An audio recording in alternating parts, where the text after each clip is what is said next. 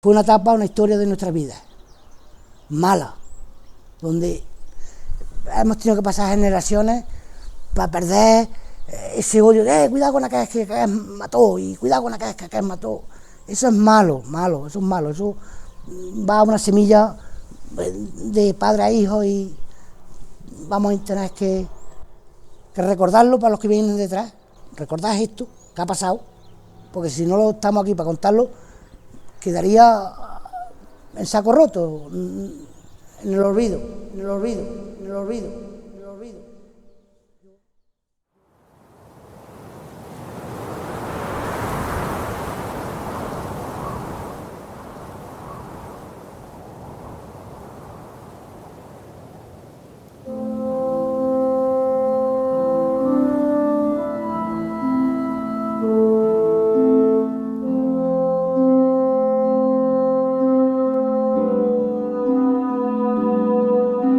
Poder darle el regalo a mi madre, que tiene 84 años, de decir, estos son los restos de tu padre y lo vamos a enterrar donde tú quieras.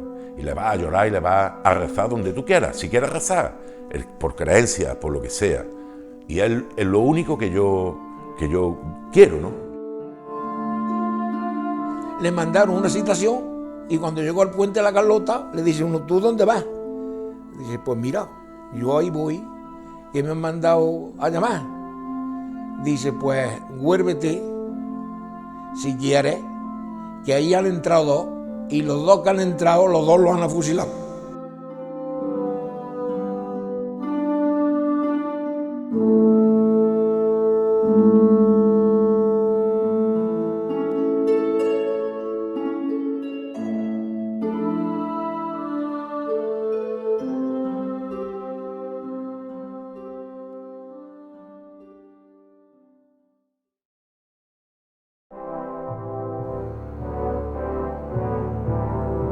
El siglo XX se inicia en España con el reinado de Alfonso XIII, que comenzó cuando este monarca accedió al trono en 1902. Pero fue un reinado desastroso con numerosos problemas y crisis a los que la monarquía y sus gobiernos no supieron dar respuesta, como la Semana Trágica de 1909, la crisis de 1917 o la Guerra de Marruecos, especialmente aguda tras desastres militares españoles como el Barranco del Lobo o el de Anual, en 1921. En 1923 el rey entregó el poder a un dictador, Miguel Primo de Rivera, cuyo gobierno y el de sus sucesores, los también militares Berenguer y Aznar, acabaron desgastados y carentes de apoyos por parte de la población. Todo ello desembocó en un descrédito y repudio de muchísimos sectores hacia la monarquía, y algunos de ellos, en concreto republicanos, socialistas y nacionalistas, comenzaron a preparar un tránsito hacia otro tipo de política más renovada, particularmente hacia opciones republicanas. En toda España se formaron candidaturas conjuntas de republicanos y socialistas para presentarse a las elecciones que se convocaron en abril de 1931 y en las que no se esperaba el triunfo de estos grupos, sino de los partidos tradicionales monárquicos.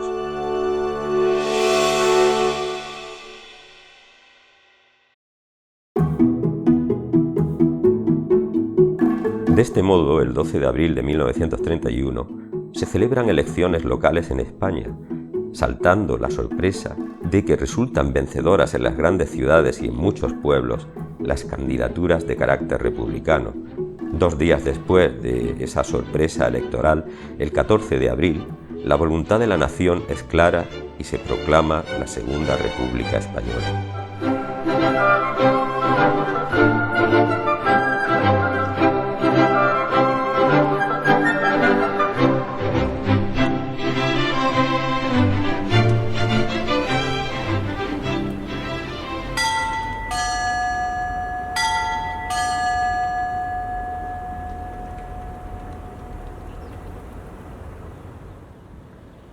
La Carlota va a ser en cierto modo un reflejo de la situación general del país, pues en este municipio se va a producir un triunfo del republicanismo, aunque ligero, resultando un ayuntamiento compuesto por 9 concejales republicanos y 8 monárquicos.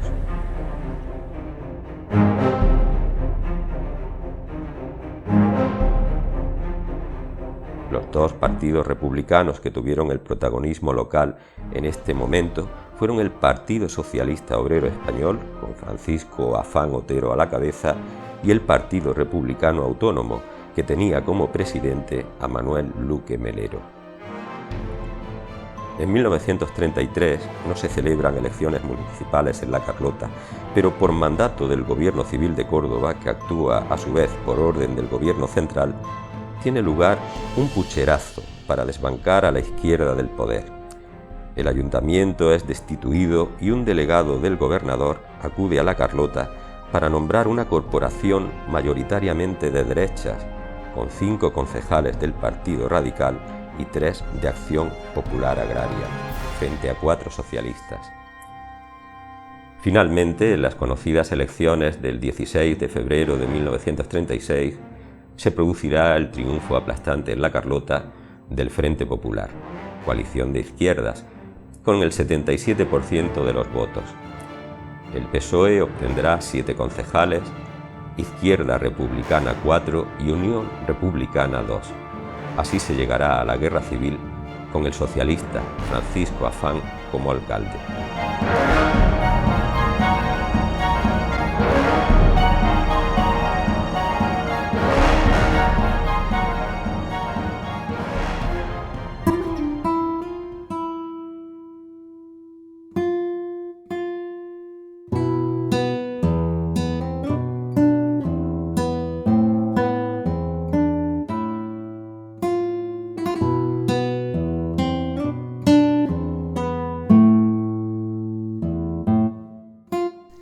La proclamación de la Segunda República trajo la ilusión por el cambio, sobre todo para las clases trabajadoras más desfavorecidas y fundamentalmente para los jornaleros campesinos. Estos pusieron fundamentalmente su esperanza en la iniciativa legislativa de la Segunda República, muy especialmente para mejorar su precaria situación económica en relación con el proyecto de reforma agraria. La reforma agraria fue una gran esperanza para muchos. Consistía en la expropiación de grandes latifundios, con la consiguiente compensación económica a los propietarios y la concesión de lotes de tierra a campesinos humildes, que hasta entonces eran jornaleros, trabajadores de la tierra al servicio de los latifundistas, pero azotados por un enorme paro estacional y con un salario ínfimo que no daba ni para comer a diario. Desde el principio del siglo XX destacaron fundamentalmente las organizaciones anarquistas, básicamente la CNT, la Confederación Nacional de Trabajadores, y la UGT, la Unión General de Trabajadores. Concretamente, La Carlota se convirtió en un centro importante del sindicalismo campiñés. Así nos lo demuestra en su obra Las agitaciones campesinas andaluzas el notario de Bujalance Juan Díaz del Moral. Algunos líderes locales del movimiento obrero en los años 30 fueron los anarquistas Juan Mayer Diana, de La Carlota, o José Ot Rincón, de El Arrecife. En La Carlota se aplicaron distintas medidas de corte laico, fundamentalmente la reducción de las procesiones y la exhibición de imágenes religiosas. Casos muy concretos, la retirada de los crucifijos del aula de las escuelas y, por otra parte, un caso concreto, la retirada de la imagen de la Virgen del Carmen que estaba ubicada en la fuente del mismo nombre.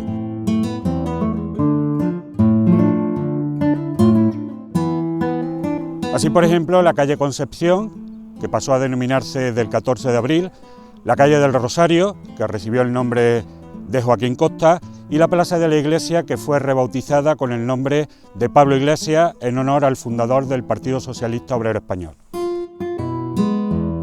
En la misma línea, muchas personas optaron por no bautizar a sus hijos e incluso por imponerles nombres libertarios, casos de Germinal, Floreal, Helio, Redención.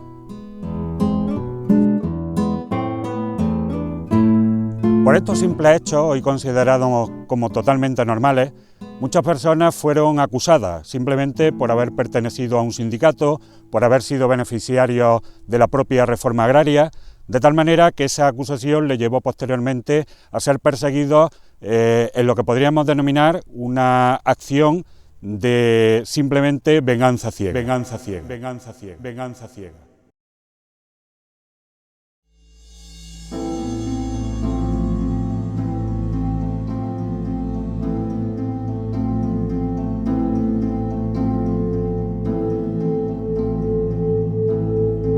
A diferencia de lo que propugnó el franquismo, la Segunda República no fue un régimen extremista y violento ni caótico que tuviese que ser exterminado.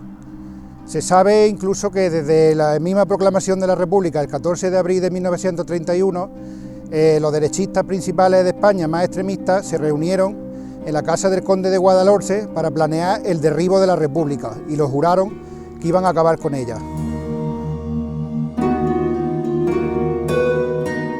Se sabe que el mismo 14 de abril, día de su proclamación, importantes cargos monárquicos del gobierno de Primo de Rivera, junto con otros derechistas como Calvo Sotelo, Ramiro de Maeztu, José Antonio Primo de Rivera, Yanguas Mesia y Vegas Latapié, se reunieron por la noche en la casa del conde de Guadalhorce, jurando como objetivo principal liquidar la República lo antes posible.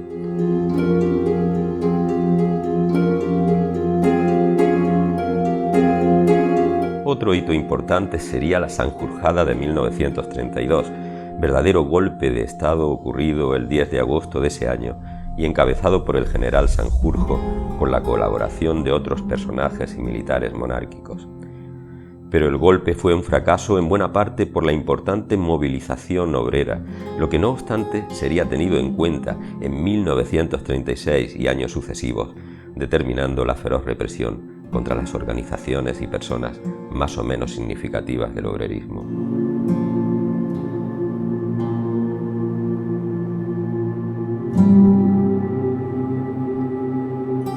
Tampoco la Iglesia vio con buenos ojos al nuevo régimen democrático, llegando a afirmar el cardenal primado de Toledo, Pedro Segura, que la maldición bendita caiga sobre España si llega a consolidarse la República. Finalmente, la conspiración más elaborada en contra de la República y la que finalmente también triunfaría sería puesta en marcha en la primavera de 1936, concretamente bajo la dirección del general Emilio Mola Vidal, capitán general de Pamplona. Los golpistas no tenían nada que perder, pues el banquero contrabandista Juan March prometió a cada uno 1.000.000 de pesetas en cuentas extranjeras si la intentona fracasaba. Por su parte, el líder de la trama civil era el monárquico José Calvo Sotelo, del Partido Renovación Española. Contó con el apoyo total del ex-rey Alfonso XIII, quien le consiguió una importante ayuda de Mussolini para ponerla al servicio de los golpistas. Por desgracia, en Córdoba las máximas autoridades militares, al frente del coronel Ciriaco Cascajo, jefe del Regimiento de Artillería Pesada número 1 y gobernador militar de la provincia, se pondrían del lado de los golpistas, y la Carlota, debido a su situación de nexo entre Córdoba y Sevilla, sería un objetivo prioritario de los conspiradores cordobeses, ya que permitiría a estos abrir una importante brecha en el centro de Andalucía y estar en continua comunicación con la Sevilla de Queipo de Llano.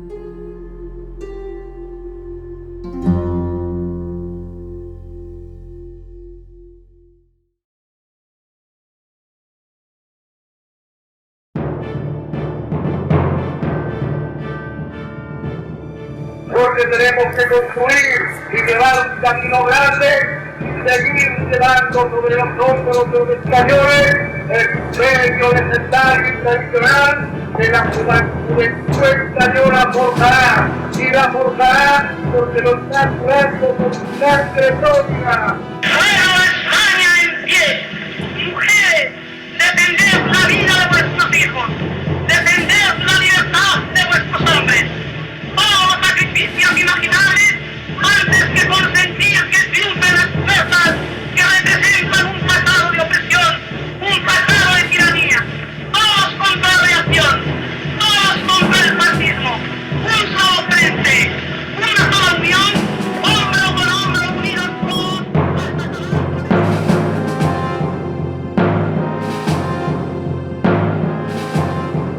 El 18 de julio de 1936, en todas las ciudades y pueblos de España, incluido el de la Carlota, se oye por la radio que en Marruecos se había sublevado un regimiento de militares.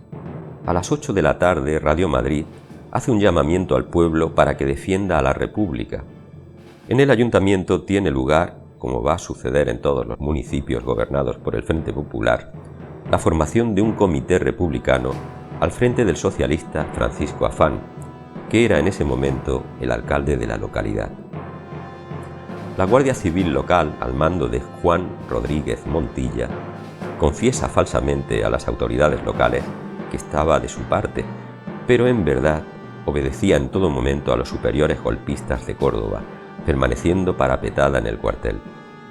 En realidad habrían recibido la orden por teléfono de sumarse al golpe de Estado. Los líderes izquierdistas carloteños movilizaron a los trabajadores y comenzaron a reclutar personas y a requisar por los departamentos todo cuanto pudiera usarse como arma, pero la mayor parte de la población se encerró en sus casas con temor y desconfianza.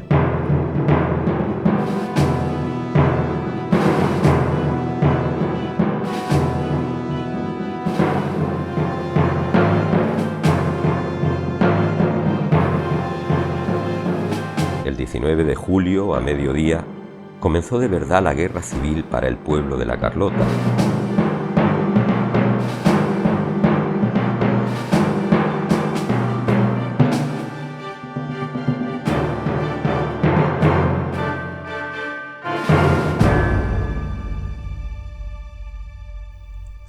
El 19 de julio de 1936 había fallecido en Aldea Quintana un vecino llamado Juan Prieto, al que apodaban El Dios. Juanito el Dios, su entierro salió de Aldea Quintana en torno a las 9:30, ese 19 de julio, y iba acompañado por una veintena de familiares y vecinos y amigos del fallecido. Al llegar al arrecife, en torno al arrecife, porque venía de Aldea Quintana hacia La Carlota, al llegar al arrecife, pues se empiezan a oír voces del reciente golpe de Estado, noticias dudosas y sobre todo se añadieron al entierro un grupo de civiles que habían tomado las armas atendiendo la orden gubernativa de defender la República. El entierro continúa su marcha hasta La Carlota. Pero antes de llegar a La Carlota,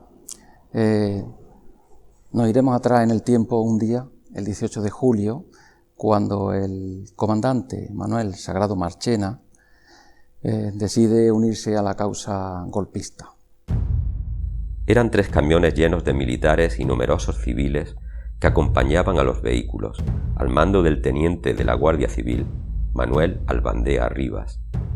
Las tropas ya iban avisadas por el comandante Sagrado de que en la población había obreros armados y quizá una importante resistencia obrera al golpe. Manuel Sagrado, ese mismo día 19, antes de que salieran las tropas que iban que luego llamaron la toma de La Carlota al frente del teniente Albandea, decide venir a La Carlota en el coche de un amigo suyo, Manuel Camacho, que era profesor de literatura, y no tenía otra misión que recuperar o traerse a su hija Pilar, una adolescente de 14 años, que entonces pasaba sus días de verano aquí en La Carlota, en casa de un amigo común, que era veterinario. Vivía en la avenida Carlos III, en el número 3. Entonces, Sagrado, en el coche de Manuel Camacho, llegan hasta Aldea Quintana, pasan el arrecife y cuando llegan al pequeño puente que hay sobre el arroyo de las Adelfas, antes de comenzar el repecho que hay para la subida a La Carlota, se encuentra con el entierro.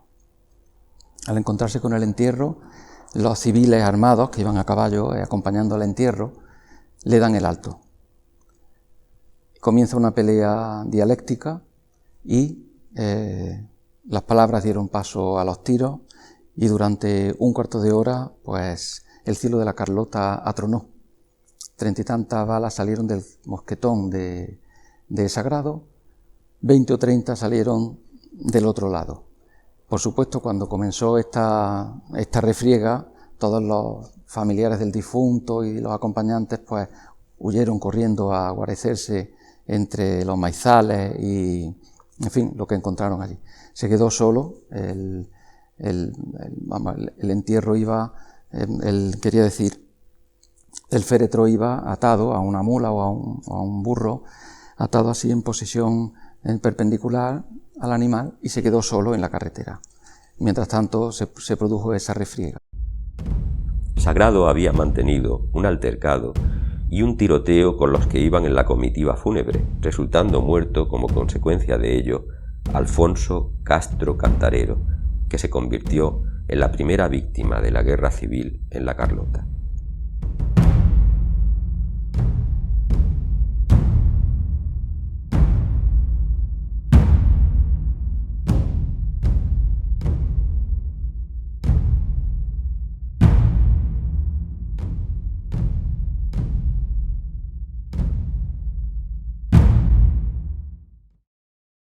Como consecuencia de este tiroteo, falleció el vecino de Aldea Quintana, Alfonso Castro, al que apodaban El Pavo.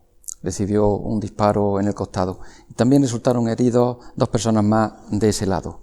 Por su parte, Sagrado fue herido en la mano izquierda y también en el cuello. Al resultar herido, pues rápidamente se montaron en el coche y volvieron, Sagrado y Manuel Camacho, volvieron para Córdoba. En la cuesta de Rodamonte se encontró con las tropas franquistas que venían a la toma de la Carlota, al frente del teniente Albendea, a quien le encomendó encarecidamente que trajera de vuelta sana y salva a su hija Pilar. Sagrado continuó para Córdoba y Albendea pues realizó lo que luego se denominó la toma de la Carlota, que eso ya es otra historia, pero sí sabemos que en los camiones que llevaba el teniente Albendea, esa tarde, en uno de ellos marchó su hija Pilar para Córdoba y la llevaron al gobierno civil, donde fue recogida por su padre. Al inicio de la guerra civil, Sagrado trajo a toda su familia a vivir a la Carlota, muy cerca de la plaza de la iglesia, en una casa de algún conocido, donde entendía que aquí podía estar a salvo, ya que este pueblo pues, fue tomado por las tropas franquistas prácticamente desde el primer momento y entonces lo consideraban una zona segura. Por su parte, el entierro continuó su marcha hacia la Carlota, esta vez ya con un muerto más, por desgracia. Y la viuda de Alfonso Castro, que bueno, tenía 6 hijas, y estaba embarazada en ese momento. Su hijo, cuando nació, le pusieron de nombre Alfonso, como a su padre. Pues como decía, esta viuda pues tuvo que reconocer que el fallecimiento de su marido fue a causa de hemorragia interna. No consta en el acta de defunción que fue herido por bala, ni de un bando ni de otro, en fin. Supongo que en un intento de que esto no le fuera a perjudicar para una posible pensión de viudedad o cualquier tipo de prestación que le correspondiera. Al llegar al puente del arroyo Guadalmazán, las tropas fueron recibidas por las fuerzas locales de la Guardia Civil y desde allí comenzó su despliegue y entrada hacia la población.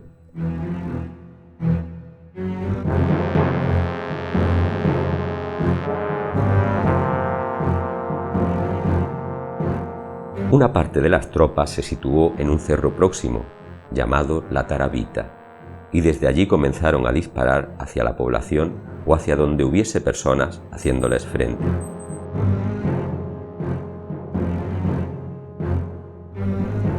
Después de que las tropas rebeldes que vienen en forma de columna con varios vehículos desde Córdoba pasan por la aldea Quintana, al parecer, y por el arrecife disparando a diestro y siniestro, sembrando un poco de miedo entre la población, hasta que llegan al cerro de la Tarabita, que está a mis espaldas.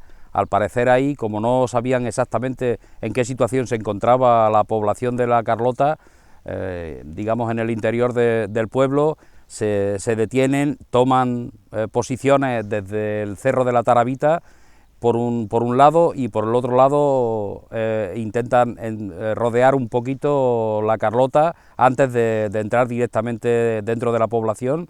Desde ahí establecen un puesto de observación y de hostigamiento, comienzan a disparar hacia el pueblo y hacia la zona del Rinconcillo, donde hieren a uno de sus habitantes a larga distancia, y después comienzan ya a establecer sus posiciones hasta que desde la Guardia Civil, desde el cuartel de la Guardia Civil de la Carlota, se percatan de que ya han llegado los refuerzos y desde esa comandancia directamente organizan el encuentro con las tropas que venían desde Córdoba.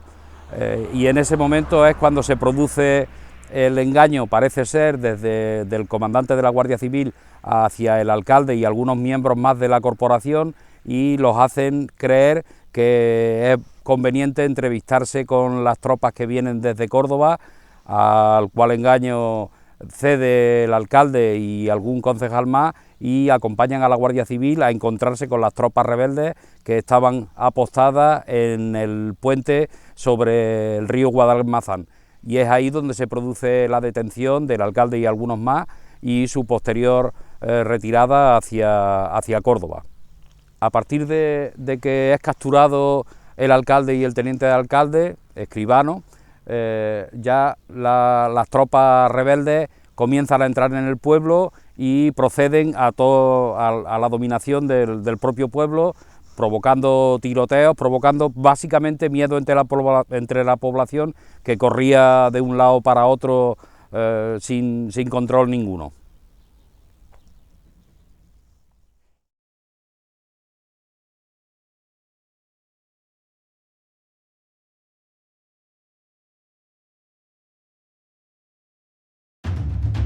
Las tropas cordobesas hicieron su entrada en la Carlota, abriéndose a izquierda y derecha y disparando constantemente al aire y a todos aquellos que les mostraban resistencia, pero la mayoría de la población no mostró oposición y el pueblo quedó desierto.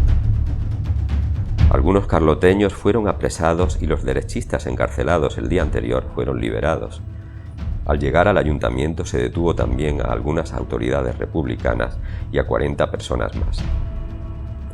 Todos fueron recluidos en el patio del ayuntamiento, donde permanecieron durante varias horas, pensando que los soltarían, tranquilos e incluso algunos bromeando, sin sospechar cuál iba a ser su destino final. Los camiones cargados de presos partieron hacia Córdoba pasando por el Arrecife, irrumpiendo en el centro obrero, saqueándolo y apresando al alcalde Francisco Urbano Reis. Fue montado en los camiones que prosiguieron su marcha hacia Córdoba.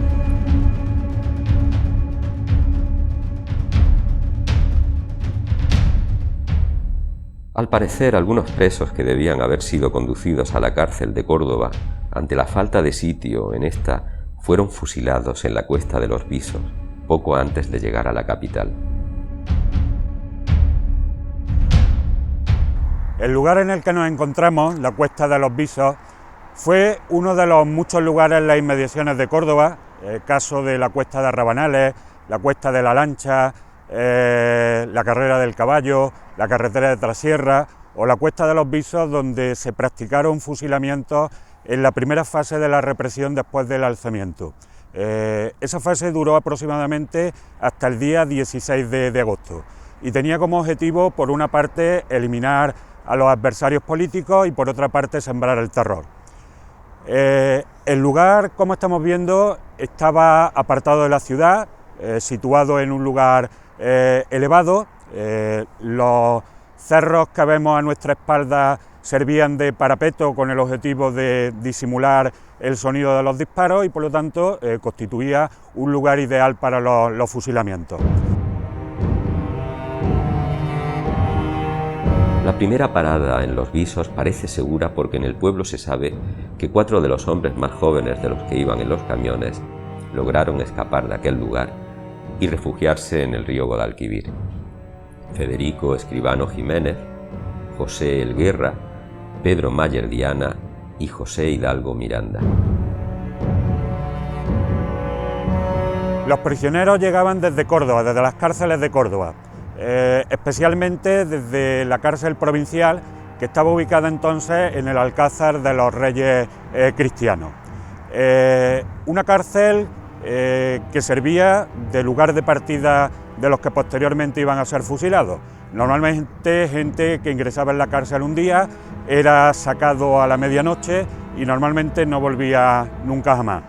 De esta manera fueron fusiladas aquí muchas personas, entre ellos muchos carroteños y muy especialmente su alcalde, don Francisco Afán. Otro de los famosos personajes que fue aquí fusilado fue el afamado médico cordobés don Manuel Ruiz Maya, un personaje que jugó un importante papel durante la Segunda República. Fue el líder del Partido Radical Socialista, desempeñó el cargo de gobernador civil en Almería, fue director general de prisiones en 1933 y la sublevación militar le pilló en Córdoba como director del hospital psiquiátrico. Una persona que en aquellos momentos estaba gravemente enferma, incluso se temía por su vida, y pese a ello fue traído hasta aquí y perdió la vida con el sistema que antes hemos comentado del fusilamiento individual, en este caso concreto disparándole 2 tiros en la nuca. Sea como fuere, lo que es seguro es que entre los capturados aquel 19 de julio, en que la Carlota cayó en manos de los golpistas, iban el mismísimo alcalde republicano, Francisco Afán Otero, su hijo Diego Afán Moreno, el alguacil Juan Cruz Gálvez, el primer teniente de alcalde José Escribano Jiménez y su hermano Federico Escribano Jiménez, Francisco Romero Tristel, Francisco Urbano Reis, José Zafra Delgado y Francisco Zafra Pino, entre otros muchos cuya nómina completa aún se desconoce, pero que fuentes fidedignas, tanto orales como de prensa, indican que alcanzaba la cuarentena de hombres.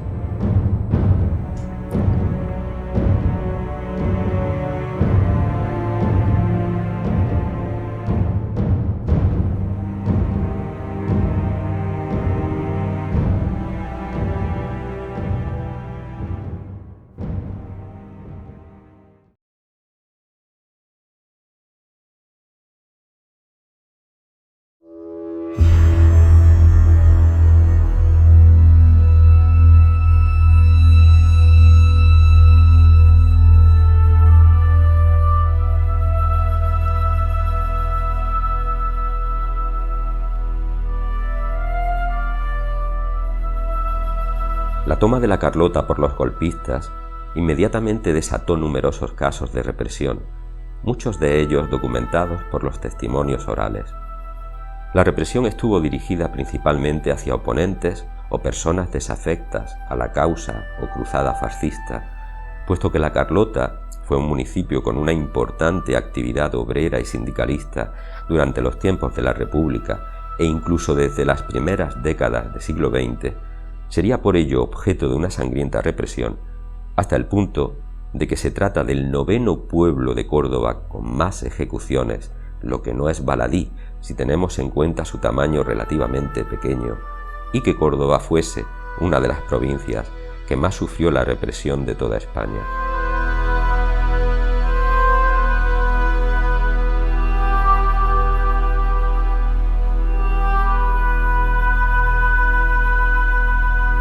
En total, unas 110 personas fueron ajusticiadas por los golpistas, frente a ninguna por parte de los republicanos. La guerra civil se convirtió así, junto a la fiebre amarilla de 1800, en una de las 2 grandes hecatombes demográficas para esta localidad. La represión dirigida a políticos y funcionarios locales fue máxima, hasta el punto que se puede considerar que hubo una auténtica operación de limpieza de la cúpula socialista de la Carlota y de desarticulación del ayuntamiento democrático.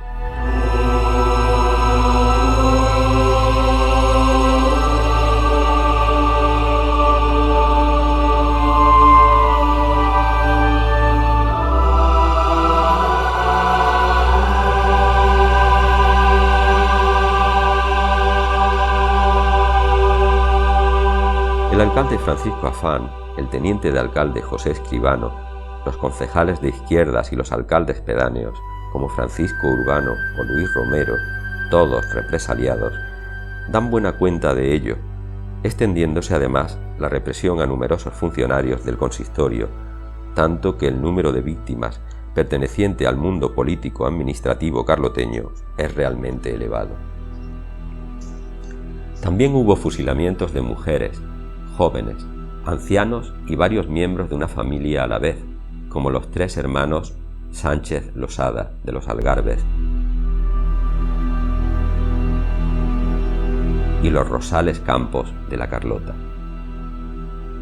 Por los testimonios orales recogidos, se sabe que los lugares donde se perpetraban los fusilamientos eran sobre todo la entrada del cementerio, en la Alameda cerca de la puerta, en el puente del arroyo del Garabato, el camino del Cirolar, cerca del actual semáforo de la Ronda Sur, y el camino del Garabato o camino del Monte, al norte de la autovía, a la altura del Instituto de Enseñanza Secundaria El Sauce. Cuando vino la guerra civil, entiendo que mi abuelo estaba de alcalde del Arrecife y sería por motivos políticos, por diferencia de ideas, que lo fusilaron. Creo que en Córdoba, creo que fue en Córdoba. Hubo también numerosos vecinos que fueron llevados a la prisión provincial y fusilados en lugares del entorno de la ciudad de Córdoba, como la Cuesta de los Visos o la Alameda del Obispo.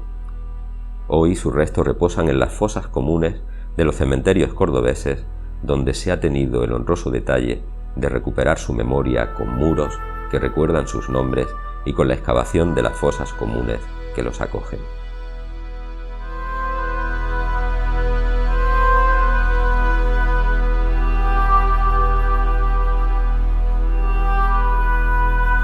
Que cuando el levantamiento fascista, a los pocos días, fueron a casa de mi abuelo, ¿no? Tenía 2 hijas, Soledad, mi madre, y otra hija que murió. Y fueron a por él, por la noche, Rafael, vámonos, que han detenido un montón de gente y no sabemos lo que está pasando. Vámonos, que vienen a por nosotros, que nos han denunciado. No sabían ni quién era, ni nada. Simplemente mi abuelo le dijo que no se iba, que tenía 2 hijas y que a él no había hecho nada. No había hecho nada porque iba a tener miedo, ¿no? Ellos se fueron, mi abuelo se quedó y esa misma noche fue la Guardia Civil a detenerlo. Claro, cuando uno tenía unas ideas políticas, los mismos del pueblo que eran contrarios podían denunciar casos de que fulano era de un partido o de otro y nada más que por eso simplemente te podían fusilar, había poder para fusilarte tranquilamente, sin creo que ni juicio previo ni nada, ¿no? Nada más que te montaban, escuchaba, en un camión y te llevaban o bien a las puertas de un cementerio o a las puertas de los ayuntamientos y allí te fusilaban. Contaba mi abuela que le dijo, tranquila, Sole, que yo no he hecho nada, que ya mismo estaré aquí. Y ya mismo no estuvo aquí. Sí, esa misma noche lo fusilaron a él y a sus 2 hermanos, junto a 4 personas más, por lo que cuenta Cristóbal Romero, hijo de Francisco Romero Tristel, que fueron fusilados junto con 4 personas más en la parilla del cementerio. Pues cuando empezó la guerra fueron a recogerle las armas, se las recogieron y a los 4 o 5 meses fueron otra vez, le llamaban los caballistas creo, según él, para que fueran al cuartel que se la iban a dar, como aquí no hubo guerra, no hubo frente, bueno, pues te damos las armas. Yo pienso que eso se lo dulcificaría un poco, ¿no? Porque yo imagino que cuando los cogieron irían, no sé. Total, esa noche la pasaron en el cuartel, incluso le dieron unas mantas a unos vecinos que había del pueblo que trabajaban allí con ellos, y yo creo que a la mañana siguiente fue cuando los fusilaron. Recuerdo que mi abuela decían que cuando llegaron por la mañana estaba llorando, me la han matado, me la han matado, me la han matado, ¿no? Y a raíz de ahí ya sé que quisieron que firmara un documento como que había fallecido por otro tipo de causa, ¿no? Mi abuela se negó en rotundo, eso sí lo sé por mi propia abuela, ¿no? Que se negó en rotundo a firmar ningún documento porque se lo habían matado a su marido, ¿no? Eran 4 hermanos, se llevaron a 3, uno por lo visto se escondió, los veía venir a los caballistas y se escondió. Entonces lo fusilaron, lo enterraron a la entrada del cementerio. Que cuando fueron a por mi abuelo, que lo fusilaron junto con Juan, su hermano Juan y su hermano Antonio, su padre pues intentó, claro, lógicamente, un padre intenta luchar por sus hijos. Fue brutalmente apaleado. Murió. Luego dijeron que había muerto de coma, pero murió de la paliza que le habían dado. Que fue un hombre sencillo, un hombre normal y corriente, no era un hombre donde tuviera confrontaciones con los vecinos, ni no sé, ¿por qué? Parece ser que ellos tampoco eran muy políticos. Mi padre cuenta que lo único que hacían era que, pues en el tiempo de la República, que había creo que se llamaba el molino en los Algarbes, y ellos daban charlas, pues lo típico de aquella época, de que la tierra tiene que ser para que la trabajara, de los temas estos, pero que no eran ni estaban metidos de alcalde ni de política. Hablan más que pudo ser por el padre de ellos, porque el padre sí fue... El padre se llevaba mal con la Guardia Civil, se llevaba mal con la Iglesia, y parece ser que pudo ser como una venganza, porque el padre en aquella época ya no podía andar, ya tenía las piernas muy malas y estaba en una silla, bueno, en silla de ruedas no, estaba en silla.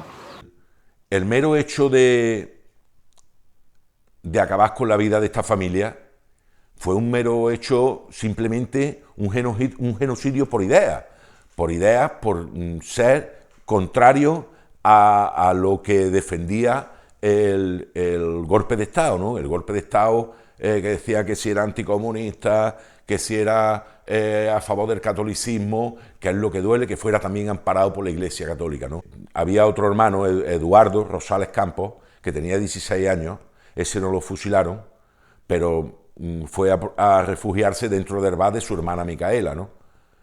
Y lo cogieron unos falangistas, lo apalearon en el patio y le dijeron que o se alistaba al ejército, a la falange, o le iba a pasar lo mismo que a su hermano. Eso amenazándolo. Este chiquillo, pues me imagino yo que con el miedo que tendría, pues se alistó. Y a los 4 o 5 días vino muerto, vino en un cajón. Además recuerdo que me decía la familia de mi abuelo, que ponía en una caja muy mal, un cajón. No era ni un ataúd ni nada, sino muerto por Dios y por España, ponía. Porque, claro, ya lo habían hecho, por cojones lo habían hecho ya falangistas. Y ese muchacho no llegó a cumplir los 17 años. O sea que en el mismo 36, esa familia perdió a 4 hermanos y a su padre. José Sánchez había llegado de Segovia, creo, de Segovia o de Soria, y era porque venían temporeros a Écija, a coger aceituna. Y él vino con los padres y con los hermanos. Lo que pasa es que él conoció a una exijana, vendría de adolescente, los padres daban la campaña de la aceituna y los hermanos y se volvían. Y él se casó con una mujer que era Losada. Ellos son Sánchez Losada, una mujer que era de apellido era Losada. De hecho, hace poco, bueno, se supone que tenemos que tener familia allí, porque se quedó solo un hermano, todos los hermanos volvían después de la campaña. Entonces, ese estaría relacionado con la zona esta de los Algarbes, y estuvo encargado de varios cortijos. Es lo que te duele, ¿no? Te duele decir que gente de bien, trabajadores, honrados, trabajadores, que lo único que tenían era un tipo de ideología diferente a los que se levantaron en golpe de Estado, ¿no? Porque ahora que está tan de moda esto de los golpes de Estado, un golpe de Estado que genera violencia, que asesina a personas, que esté amparado incluso por la Iglesia, duele mucho más, Yo estoy intentando saber dónde está mi abuelo, simplemente, ¿no? Yo estoy intentando saber dónde está mi abuelo y ya de paso sus hermanos, ¿no? Poder darle una sepultura digna. No, yo no quiero revancha, yo no quiero saber quiénes fueron los que lo fusilaron, yo no quiero saber quiénes... No quiero rencor. Era gente que no participó en la guerra, podía tener sus ideas, y ellos estaban trabajando. Ellos seguían ese verano con el grano, con el trigo, y entonces van y lo recogen. Oye, venid al cuartel que tenemos que es una cosa más yo interpreto más de personas que de guerra, porque tú no estás no has tomado parte por ningún bando. Todo.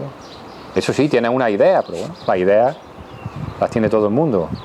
No quiero yo saber nada de ni qué fueron, ni dónde están, nada. Yo lo único que quiero es encontrar los restos de mi abuelo, que seguramente estén en cualquier fosa, tirados sin respeto, sin nada más que por el mero hecho de ser diferente en ideología, te mato y te tiro a cualquier fosa, ¿no? Eso no es digno, ¿no? No es digno porque yo creo que lo primero que tenemos que respetar a las personas es nuestros ancestros, ¿no? Y lo mismo que queremos dejar una sociedad mejor a los que vengan, tenemos que respetar la memoria de nuestros antepasados, ¿no?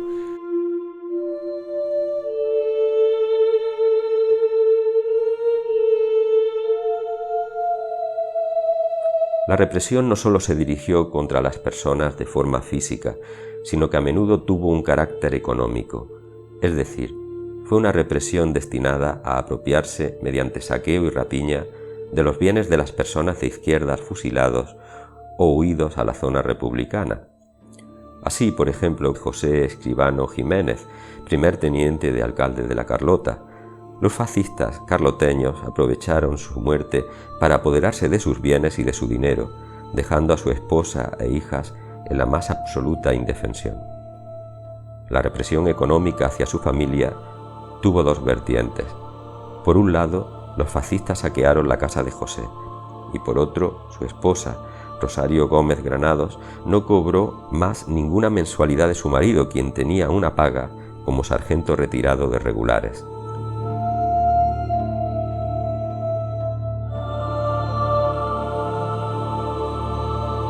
Hubo algunas mujeres fusiladas en La Carlota, como dos jóvenes del Garabato llamadas Reyes y Pastora, de cuyas muertes se ha tenido conocimiento por testimonios orales. Otra medida represiva habitual contra ellas fue el rapado de la cabeza, a fin de que quedaran humilladas y señaladas. También se les solía obligar a beber en público aceite de ricino, un potente purgante que provocaba la humillación de las represaliadas, a la vez que se les daba un paseo por el pueblo ante la mirada de la población y se les obligaba a cantar el Cara al Sol o hacer el saludo fascista. La tía de mi madre, Carmen Rosales Campos, que en ese momento estaba soltera, intentó ayudarlo, ¿no? Pero no, lo único que consiguió fue que la detuvieran, la pelaran a rape, la tuviera presa, la hartaran de aceite de ricino y la pasearan por el pueblo en señal de escarmiento, ¿no? Eso le ocurrió a Carmen Rosales Campos. Eso es lo más bajo que se puede hacer a un ser humano, porque si le quitas la vida, mira, pero señalarlo delante de la gente, ¿por qué? Por el mero hecho a lo mejor de no compartir ideas, ¿no? Eso es lo que verdaderamente causa estupor, ¿no? Mi abuela tuvo como que tener una relación con una persona para poder sacar a la familia adelante. La última no es hija de mi abuela de padre, sino de madre solo. Por aquello, encima que para que veas lo duro que es la vida, encima que te matan a tu marido, pues tienes que hacer cosas para poder sacar a tu familia adelante. Un caso realmente trágico sucedió a una madre y una hija del segundo departamento, Antonia Gálvez García y Dolores Romero Gálvez. Estas fueron asesinadas por el guardia Galiánez con motivo de una venganza personal. Antes de ser ejecutada, Dolores, de 16 años de edad, fue violada por sus verdugos. Buenas tardes. Acompáñenme al cuartel, que las han requerido para declarar. Vamos. ¿Por qué? Nosotros no sabemos nada ni hemos hecho nada. Vamos. Venga, al cuartel. Venga.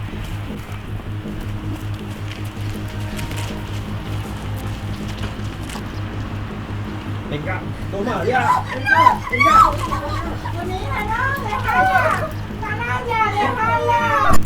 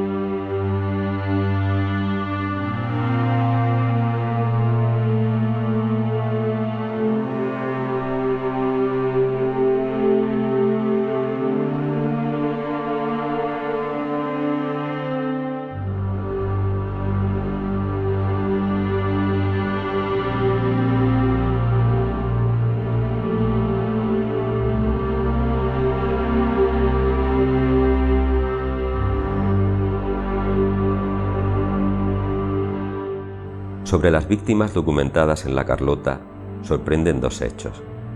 En primer lugar, su cantidad, pues llegan a alcanzar un alto número, tanto que la Carlota fue de los municipios cordobeses con más bajas, situándose entre los 10 primeros de la provincia.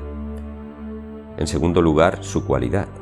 La proporción de asesinados entre las dos partes fue 0 a 100, es decir, frente a 0 víctimas causadas por quienes apoyaron a la Segunda República, el bando franquista fue responsable de más de 100 muertes. Se trata de una desproporción difícil de explicar. ¿Hacía falta matar tanto para afianzar el dominio de una población mediana cuando en otras poblaciones similares no hubo tantas matanzas? ¿Por qué esa hazaña de los golpistas de la ultraderecha del 36 con la Carlota?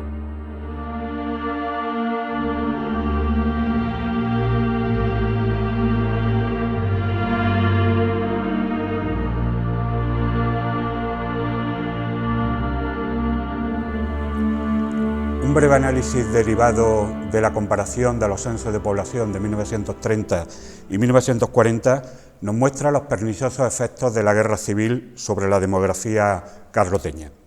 En esta década la población creció en torno a un 9%, hasta alcanzar los casi 8.900 habitantes. El crecimiento, no obstante, debió producirse en la primera década, hasta 1935, puesto que los negativos efectos del conflicto sobre las tasas de natalidad y mortalidad debieron mermarlo después. En cualquier caso, este crecimiento está muy ligeramente por debajo de la media nacional y, por lo tanto, lo podemos considerar normal. Las anomalías comienzan a aparecer cuando comparamos la distribución por sexo. Pues si en 1930 la población masculina suponía un 51,4% de la población, la balanza se inclina en 1940 del lado femenino, de tal manera que la población femenina en esa época supone el 51,7%. Pero lo más significativo es ver que mientras la población masculina apenas crece un 2,2%, la femenina lo hace en un 16%. Como esta diferencia en el crecimiento y la distribución por sexo es totalmente anómala, debemos aventurar que el exiguo crecimiento de la población masculina solamente puede explicarse por la merma que sufrió en la segunda década de los años 30, en relación con la guerra civil y sus consecuencias, y debe estar relacionada con muertes violentas, con encarcelamientos o con exilios voluntarios. Las anomalías afloran también cuando nos acercamos al estudio del estado civil de la población, sobre todo en el aumento de solteros, aunque este aumento no puede obedecer al incremento de la población más joven, puesto que la natalidad se vio muy mermada durante la guerra y la posguerra. Podemos así pensar, por tanto, que la razón está en el desplome de la nupcialidad provocada por el conflicto.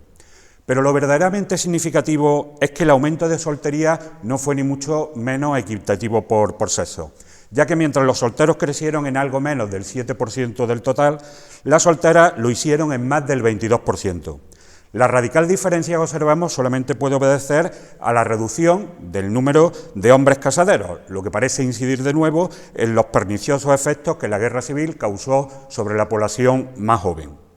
Algo parecido ocurre con la situación de viudedad, pues mientras que el número de viudos se reduce mínimamente en el periodo entre 1930 y 1940, el de viudas aumentó casi en un 27%, mostrando ello clarísimamente un efecto de sobremortalidad masculina por causas no naturales. Todo esto refleja las anomalías demográficas causadas por la guerra: reducción de la natalidad, desplome de la nupcialidad, sobremortalidad masculina, añadida a los casos de salida forzada de población del municipio. También interesante es comparar los datos del nivel de instrucción. Así, mientras en 1930 el 80% de la población de la Carlota era analfabeta, afectando el problema mucho más a las mujeres que a los hombres, en 1940, por el contrario, el dato que nos arroja es que el 57% de la población se situaba en las mismas condiciones, es decir, era analfabeta. El dato inicial, el de 1930, es fruto de la falta de escuelas, de la masificación, de las bajas tasas de escolarización, del abandono temprano o simplemente del escaso interés que en una sociedad todavía muy tradicional tenía la formación de niñas. La mejora que supone el dato con respecto a 1940, evidentemente debe ser o debe estar relacionada con la política de la Segunda República en relación con la instrucción pública, que fructificó en la Carlota con la orden de creación en 1931 de 7 escuelas. Se dice que los datos son tosudos. En cualquier caso, resultan incuestionables y parecen evidenciar que en su corta vida la Segunda República ya había dado pasos importantes en las mejoras de las condiciones sociales del país, iniciando una transformación modernizadora. Sin embargo, la sublevación militar y sus consecuencias solo contribuyeron a crear sufrimiento y dolor, empujando al país a un retroceso en el campo político, económico y social que nos situaría durante décadas muy por detrás de nuestro contexto europeo.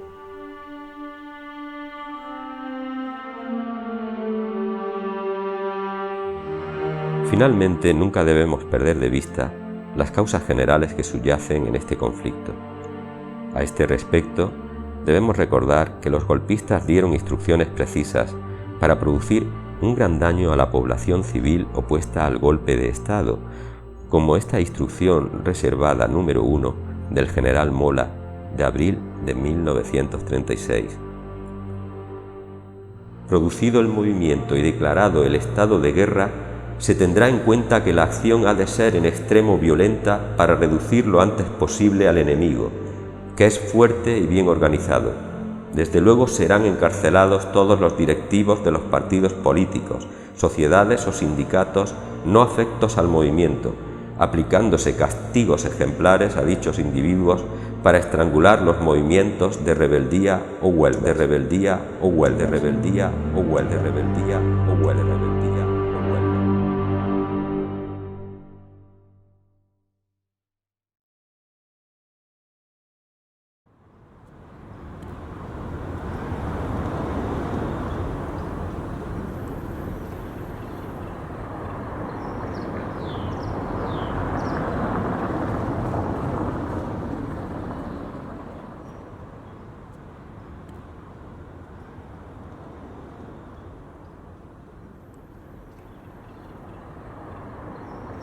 Los testimonios orales recogidos indican que entre los verdugos de la Carlota destacó el guardia civil José Martínez Galiánez, el famoso Galiánez, responsable del asesinato de numerosas personas, como Antonio Postigo Castellano,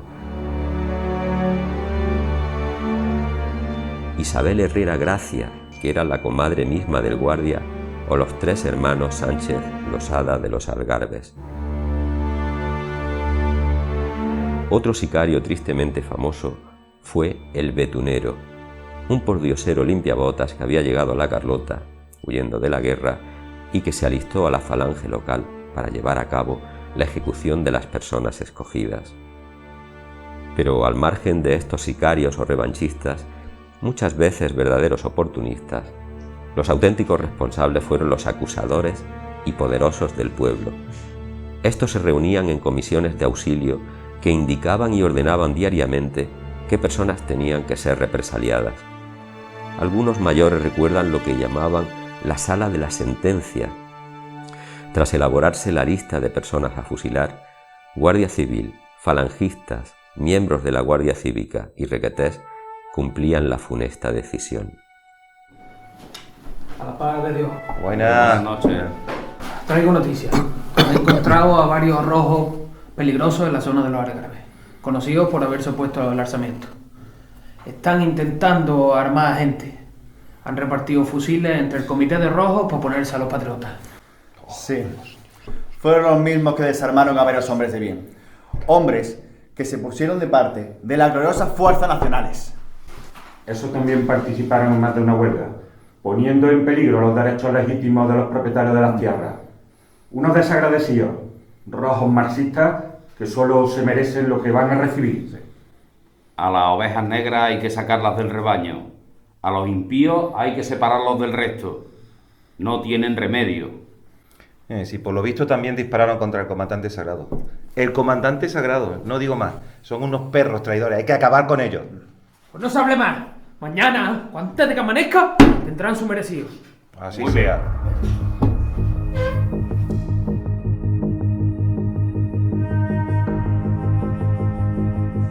Venga, vamos, venga, tira para el cementerio, que te vas a mudar allí para siempre. Venga, venga, me cago en la leche, pero...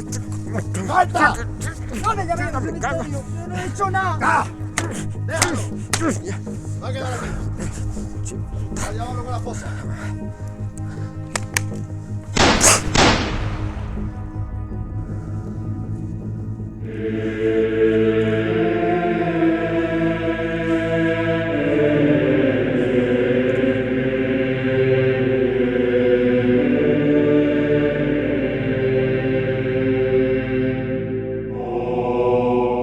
Frente a estos verdugos, algunas personas intentaron aplicar el sentido común y evitar en lo posible el desarrollo de la violencia, como fue el caso del guardia civil Manuel Folch Helst, natural del 4º departamento de la Carlota, y que tanto aquí como en Guadalcázar salvó a numerosos vecinos de la ejecución, avisándolos con antelación para que se ocultaran en lugares seguros. Es de admirar la valentía de este hombre que andaba por los campos durante la noche para no ser visto y avisar a cuantos podía de que al día siguiente iban a ir a por ellos, jugándose así su puesto de trabajo y su vida.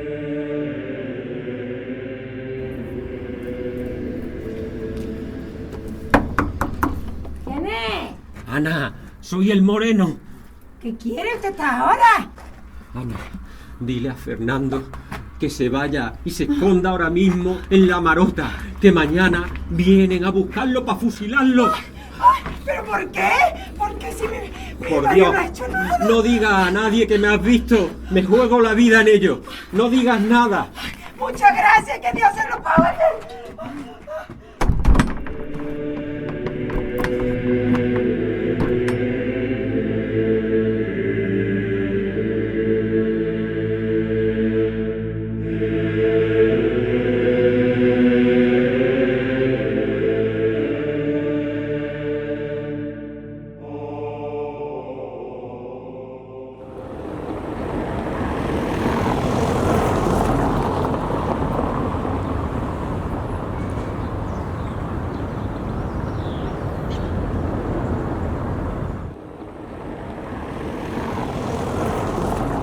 Al finalizar la guerra, bastantes republicanos carloteños fueron hechos prisioneros e internados en las cárceles y campos de concentración que Franco estableció por toda España, imitando a la Alemania nazi.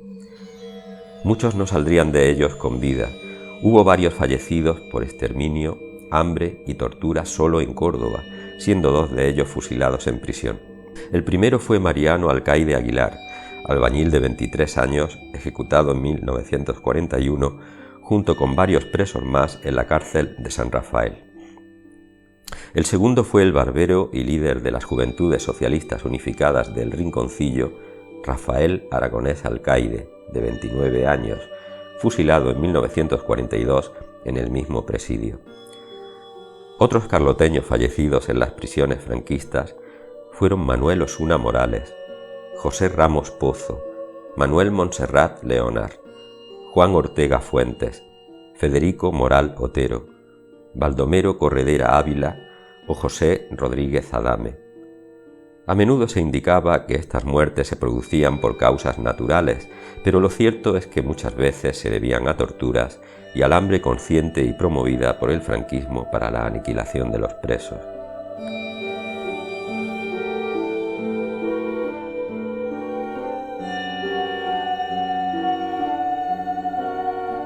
Pese a esas muertes, hubo presos carloteños que tras cumplir condena conseguirían la libertad, como Francisco Carmona Bermudo, concejal socialista de la Carlota, o Rafael Serrano Castro, un arrecifeño que pasó por el campo de concentración de Antequera y por las prisiones del castillo de San Francisco del Risco, en Las Palmas de Gran Canaria, y Córdoba, situada en la calle Armas. Casos similares fueron los de José Castro Carmona, que cumplió condena en Guipúzcoa, y en el campo de Torremolinos, Málaga, Antonio Muñoz Delgado, condenado al campo de Castuera, Silverio Ot Rincón, que pasó mucho tiempo en el campo de Alcázar de San Juan, Orestes Muñoz Reips, interno en el campo de Badajoz, Antonio Muñoz Reips, preso en el de Mérida, o Francisco Muñoz Estable, que tras pasar por el campo de refugiados francés de Argelès-sur-Mer, acabó en el de concentración de Horta Sant Joan, Tarragona.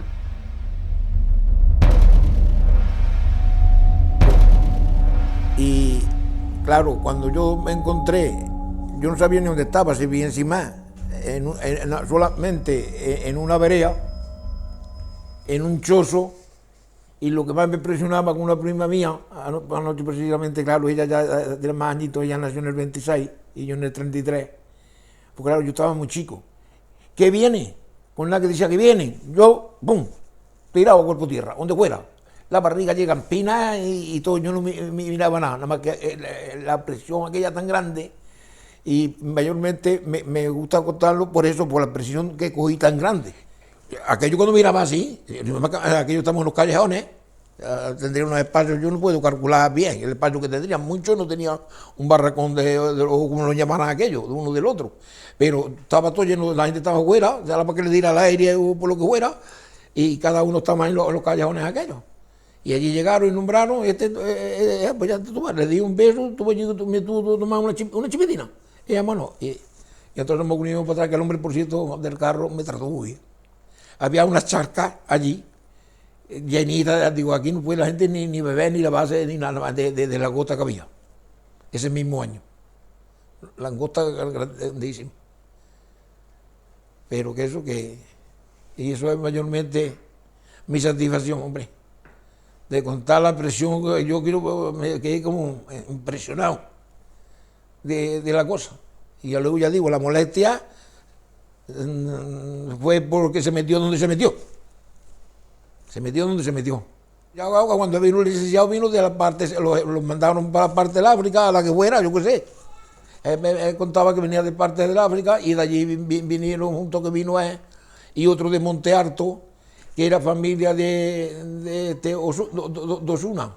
En el momento que el señorito se enteró de que estaba ahí, como la gente en los cortillos, no había como hoy, que no hay nadie, que había de 100 personas para adelante, pues camurreando, y los señoritos iban así, por los oídos a ver lo que pescaban. Y le dijo al velador, dice, oye, dice que Antonio ha venido. Dice, sí, Antonio está ahí. Dice, ahí tiene el sitio, donde lo dejó. Digo, nací unos años muy malos, pero pan y garbanzo no me faltó.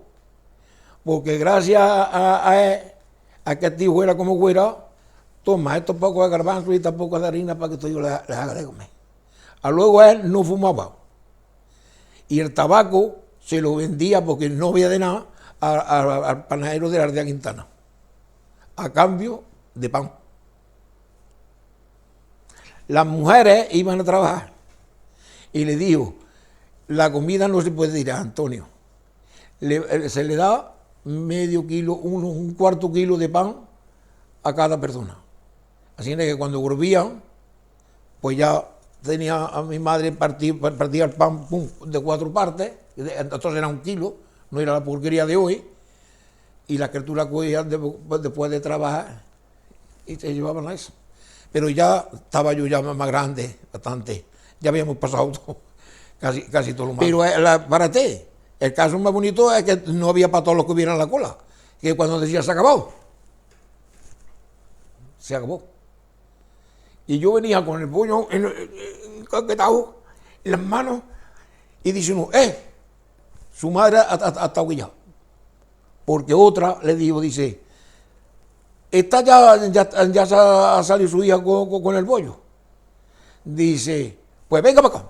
Dice, pues este también está su madre aquí ya, trae para acá. Y lo más malo del mundo es que le quite uno el pan de las manos, señores. Eso no lo sabe nadie. Y era el bollo para mi abuela. El bollo que yo traía era para mi abuelo. Y luego ya, después de eso, ya nosotros no pasamos, porque, tú date cuenta, el tabaco lo volvía pan. En los cortijos se hurgaba 2 veces al año. Iban, decía, de varado a varado. Yo no sé eso por dónde iría, de varado a varado. Y ya cuando daba esa, se iba a sacar chueco a la casilla juez. Los chicos, 4 pesetas. Los grandes, 5 pesetas. La leña, a cuenta pan. Así es que mi padre para eso murió trabajando como una fiera. Yo, mi abuela, no sé dónde está. Como ella murió en la guerra, y le dijeron los vecinos: Antonio, tú te quedas en tu casa. Tienes 3 hijos en la zona roja. Vaya a presentarte allí y te hagan algo. Y entonces se la llevaron a ellos. Pero hay que darse cuenta, eso pienso yo ahora, si yo hubiera tenido un poco el conocimiento que tengo hoy, hubiera dicho que yo, bueno, mi abuela, ¿dónde la echaste? Que a lo mejor no sabe ni dónde la echaron, a lo mejor llegó allí al pueblo y la cargaron en un carril, no sé. Ella resulta que llegó. Y la hermana, veía qué conocimiento tendría también, ya dice que han matado todos de la zona roja. Y mi abuela, que poco conocimiento la profetica mía, de no darse cuenta que todos no lo podía haber matado. Y ella murió y los 2 vecinos la cargaron en una bestia que iba el agua, era esa de echar los cántaros, las ponían parejas arriba y allí cargaban la caja atravesada y ese era el coche fúnebre que había. Pero eso muchísimos años después de pasar la guerra. Eso es lo que había.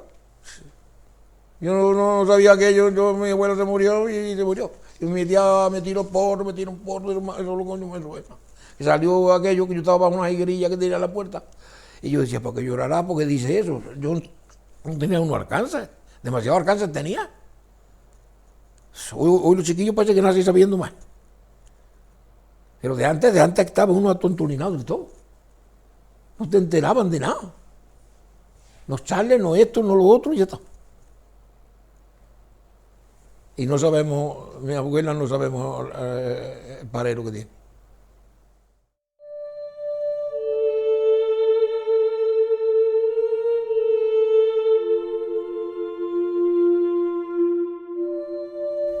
Entre los carloteños que cayeron presa del franquismo tenemos como un caso excepcional de Francisco Carmona Bermudo.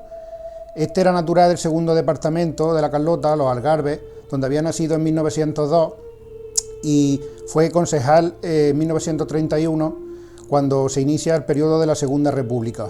Fue también secretario general de la UGT en la localidad.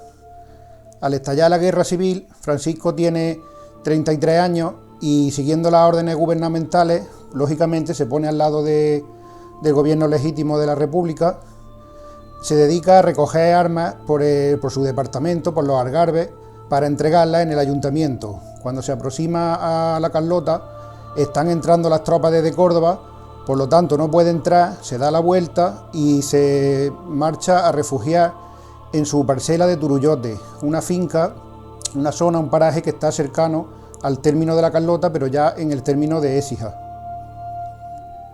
Allí pasa unos días ocultos hasta que el 21 de septiembre de 1936 decide marchar a combatir.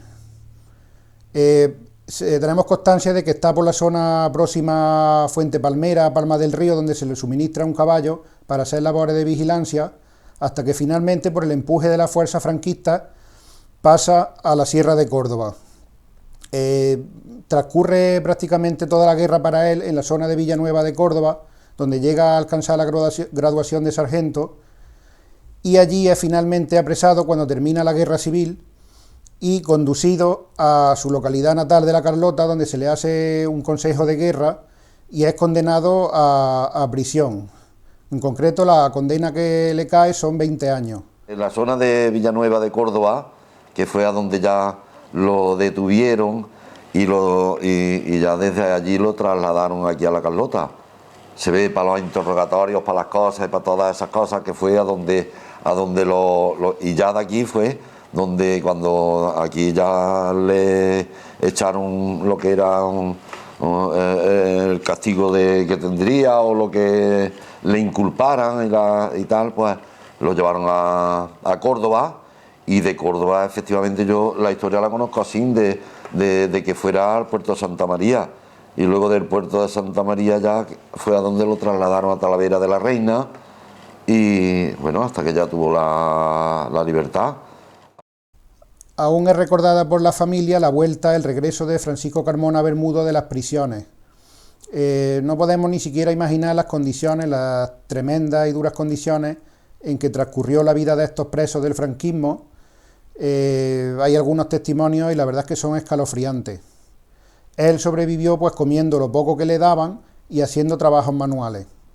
Vino en el 44 en tren y después vendría, porque entonces el tren paraba en la Malaguilla, le llamaban, a esa estación, y de ahí ya se vino andando. Él venía vestido normal, con su ropa normal, y de lo que recuerdo estupendamente, que traía un chaleco de zorro tejonero.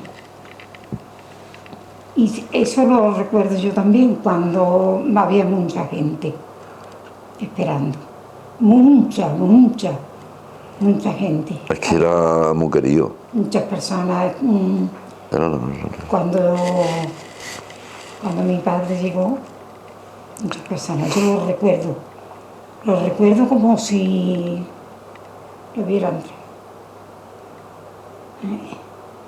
Que en aquellos tiempos era los padres no solían hablar mucho delante de los hijos. No.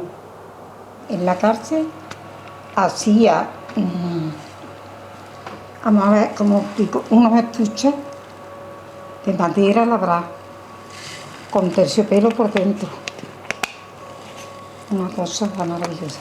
Hacía cordones, le llamaban cordones para las tiaras, ¿no? Los cordones de seda bastante largos con su... Hacía anillos, zarcillos, el aspecto muy más. De haber pasado muchas calamidades. Un aspecto muy más, delgadito, muy banquiñado y muy... un aspecto muy más. Sí. Entonces, en aquella casa se formó porque lo querían mucho también. Y entonces, pues, allí muchísima gente. Muchísima. Era un tío muy querido. Muy querido, lo buscaban la gente mucho. Y son personas de las que deberían de vivir toda la vida. Creo yo que valían para buscar la vida tanto a su familia, a su hijo, que como a alguno que viniera pidiendo, que viniera tal. Francisco Carmona no solo pagaría cara a su militancia en el Partido Socialista y como dirigente republicano en la Carlota, sino que también, con la prisión, sino que también vio cómo le eran confiscados, incautados los bienes de que disponía. Tenían unas tierras, las quitaron, le quitaron la... 30 fanegas de tierra que tenía en Turullote. Sí, las tierras las recogieron cuando echó en mano, no había tierra, y el trigo que tenían... ¿Para recoger la colecta? El trigo lo tenían en la era... Le quitaron el trigo, los trillos, las bestias, todo. Entonces mi madre tuvo que rifar de casa en casa. Tuvo que rifar para podernos sacar adelante y ya. Su familia lo pasó muy mal porque su mujer quedó con una minusvalía que le impedía moverse con libertad y en cierta ocasión fueron a verlo, ella y su hija mayor Valle, a la prisión de Córdoba cuando lo trasladaban hacia otra prisión y la pequeña sufrió un desmayo que según su hija Adela no pudo superar ya nunca a lo largo de su vida, aquel trauma de ver a su padre atado y preso saliendo de la prisión para ser trasladado a otra. Mi hermana la mayor que fue con mi madre a verlo a la prisión, pero era cuando lo estaban sacando para el puerto, no hemos dicho, ¿no? Cuando lo estaban sacando de Córdoba para el puerto. Sí, entonces mi hermana tenía 6 años, no los tenía todavía. Bueno, tenía 6 años y le dio una cosa a la chiquilla, que se quedó sin conocimiento ni habla. En aquel momento que vio a su padre sacarlo, claro, naturalmente lo llevaba amarrado. Entonces la chiquilla, cuando vio a su padre así, pues le dio eso, y entonces pues yo creo que él, que no se le había acabado de ir a ella la trauma de vivir aquí. Del trauma de la que pasó en aquel tiempo. Estuvo muchos años bárbara. Teníamos una borriquilla, iba, tendía en la guerra. Vaya, esa historia sí. Y rifando, buscándose la vida en la borriquilla. Y tumbado porque no se podía poner de otra forma. Pero, madre mía, esas criaturas han pasado lo que no hay en los escritos, porque es sin comida, sin lavarse, sin poder asearse, lleno de... Eso es como un animal. Yo creo que peor que un animal, ¿no? Fuimos a rebuscar aceitunas. Estuvimos todo el día rebuscando aceitunas. Cogimos, yo no me acuerdo la que podíamos traer, pero bueno, en una borriquilla que teníamos, traíamos las aceitunas. Al llegar a la carretera, los guardias.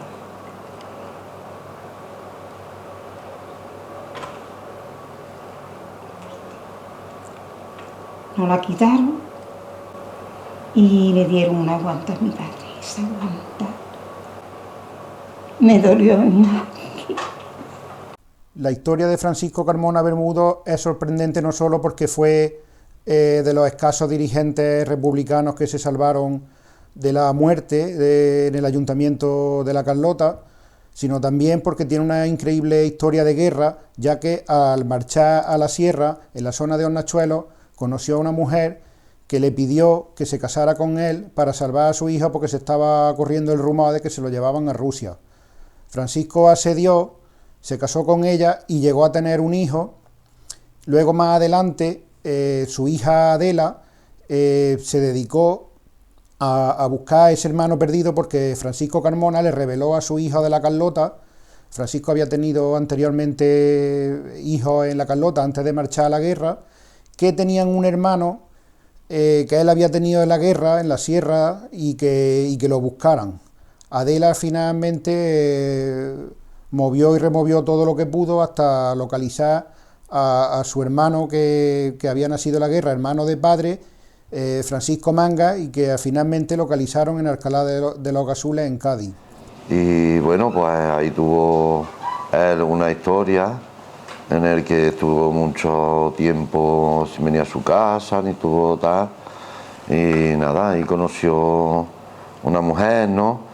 Y tuvieron una relación, con esa mujer estuvo un tiempo, una relación, que de esa relación pues salió un tío mío, Francisco Manga. Y entonces, un poco antes de morir, pues le contó a mi madre, lo sabía mi madre, y le contó, dice, que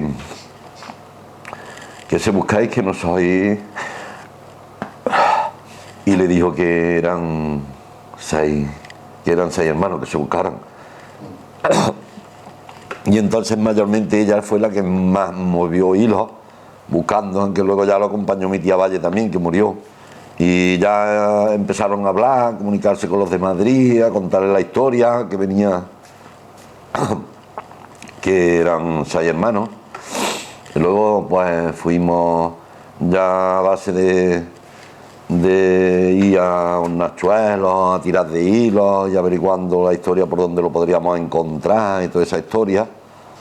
Pues nos encontramos en Alcalá de los Azules, en una finca del Carrizo, puede ser, no sé si me acuerdo si puede ser Carrizo, donde pues allí llevando lo que es la finca,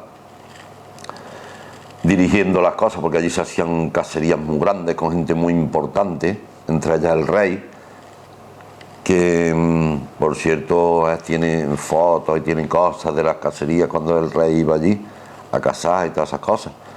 Y bueno, ya empezamos ahí a la historia, a conocernos en la cosa y la verdad que tenemos una relación muy, pues, como familia normal, como los otros, como uno más, ¿no? Al final hay una bella historia donde las familias pues se encuentran, se conocen y ya nunca más han perdido el contacto, quedando en el recuerdo de la Carlota como una de las más bellas historias de la guerra civil en la localidad.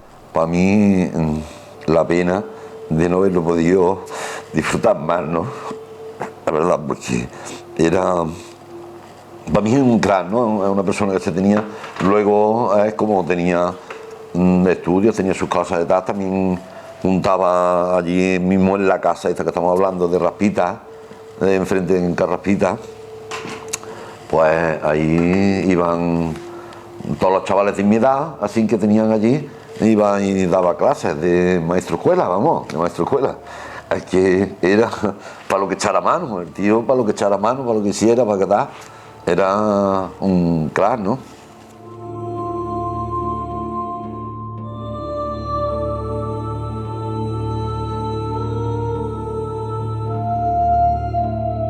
Junto a la reclusión en cárceles y campos de concentración, otro tipo de condena fueron los batallones disciplinarios de soldados trabajadores, forma de cumplir el servicio militar ideada para excombatientes republicanos. Así le sucedió, por ejemplo, a Manuel del Moral Herrera y Juan Romero Madueño, carloteños destinados al 27 Batallón Disciplinario de Soldados Trabajadores, ubicado en el campo de Gibraltar. Manuel del Moral, que hace unos años nos dio su testimonio, permaneció en dicho batallón construyendo defensas para la Segunda Guerra Mundial en la zona del Estrecho, hasta que en octubre de 1942 el gobierno franquista disolvió aquellos batallones de soldados prisioneros y adjudicó a los reclutas diferentes destinos en el servicio militar.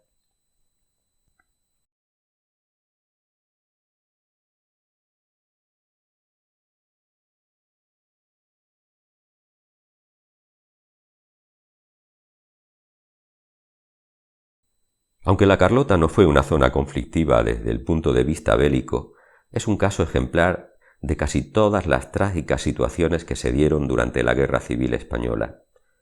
Así, junto a los fusilamientos sufridos, debemos destacar a los combatientes que lucharon en uno y otro bando, contándose bajas por ambas partes. También hubo huidos a la zona republicana por miedo a las represalias y refugiados.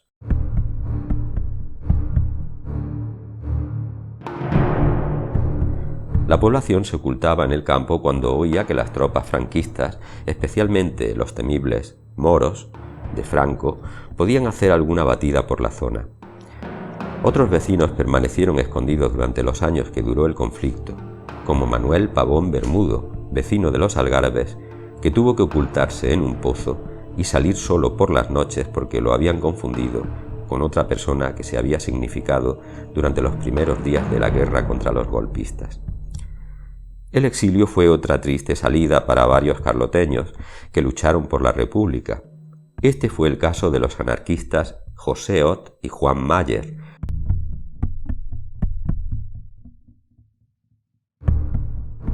El primero, tras regresar del frente, fue condenado a un exilio o destierro a la localidad de Villa del Río, Córdoba.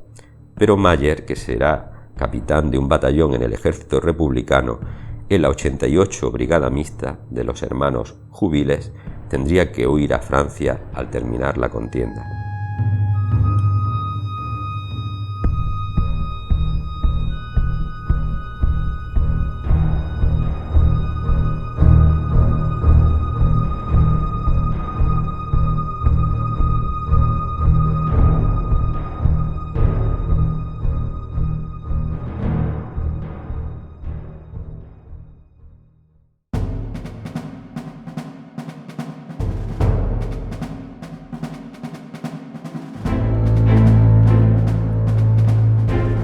caso también especial es el de los resistentes contra el franquismo y contra la Alemania nazi en la Segunda Guerra Mundial.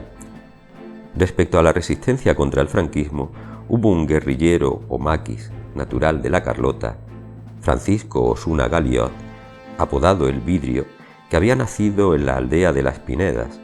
Casado en Marmolejo y afiliado a la UGT, al finalizar la guerra volvió a Marmolejo, pero recibió varias palizas tan brutales por parte de la Guardia Civil que decidió huir a la sierra. Allí sobrevivió cazando conejos y zorzales. Osuna Galiot anduvo entre Córdoba, Jaén y Ciudad Real hasta que finalmente fue abatido por los guardias en una trampa que le tendieron en la finca de Valquemado, Andújar, el 13 de mayo de 1951, junto a Vicente Gómez Díaz, Quina. Eran los dos últimos maquis de la zona de Jaén.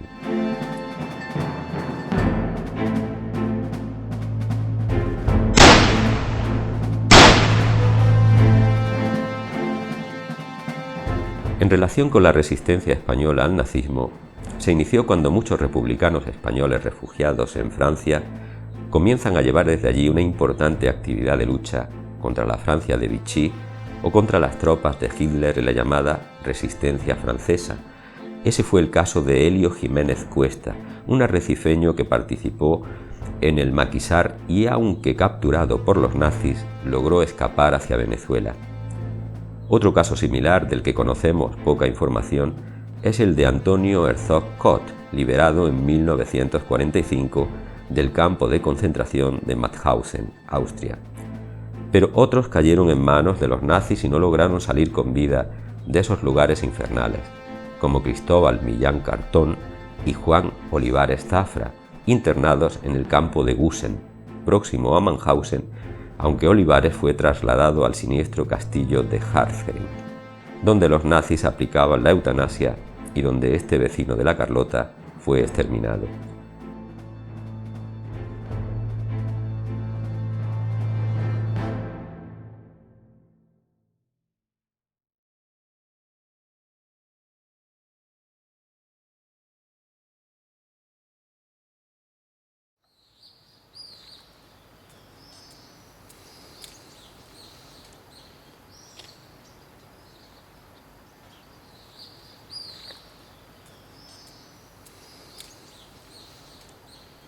La guerra civil dejó en la Carlota numerosos exiliados que se negaron a regresar a su tierra tras la victoria de las tropas franquistas, entre otros motivos por las terroríficas represalias que se llevaban a cabo contra ellos.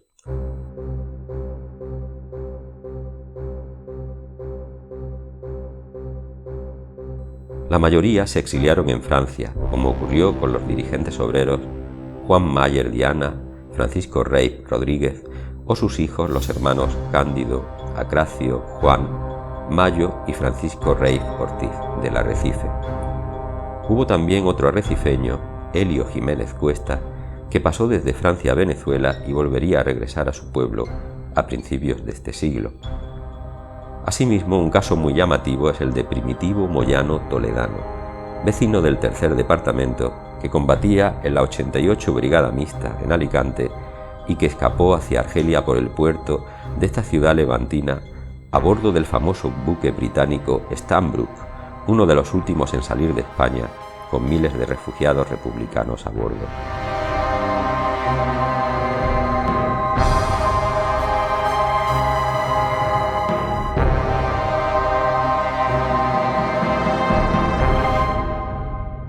Pues mira, mi abuelo Primitivo fue que cuando estalló el movimiento, un amigo suyo, que era, eso sí lo quiero recalcar, que era contrario a sus ideas, le dijo: Primitivo, vete, que estás apuntado en una lista y te van a fusilar, vete.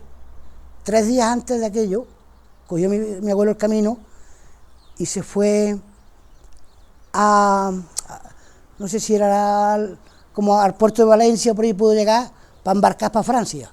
Eso ya lo hemos concretado, y a los 3 días vinieron un camión con gente, los contrarios, pincharon el pajar, buscaron a mi abuelo, preguntaban a mi abuela dónde estaba. Mire usted, yo mi marido no sé nada de él, se ha ido, no lo sé, y dónde está, y lo estuvieron buscando varios días. Pero claro, ella se había ido al puerto de Valencia, y creo que allí embarcó ya para Francia.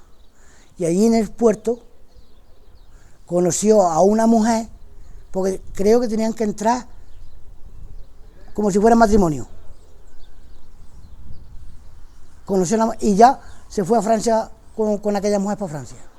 3 hijos tuvo en Francia.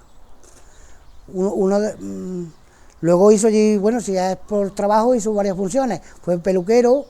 Luego también le pilló que, según lo he podido estudiar de la historia, los que se reenganchaban en Francia tenían que luchar en una guerra, no sé si fue la guerra de Argel. Tuvieron que ir también a luchar allí a Argel. En una palabra, se fue de aquí de una guerra y luego allí tuvo que luchar al lado de los franceses cuando aquello de la guerra de Argel.